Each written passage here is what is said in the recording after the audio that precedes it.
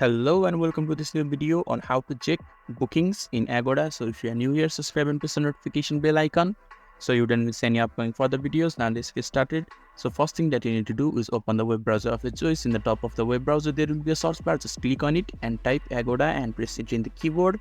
Now the search results will be shown to you. You just have to click on the first search result that says Agoda, and Agoda interface will be open right in front of you.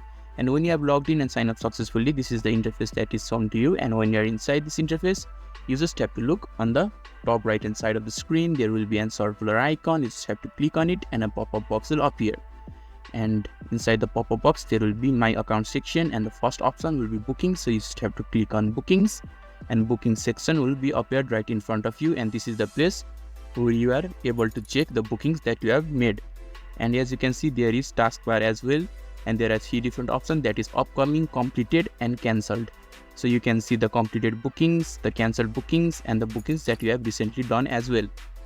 So this is how you can check bookings in Agoda. So if this video is helpful to you, don't forget to leave a like button. Thank you.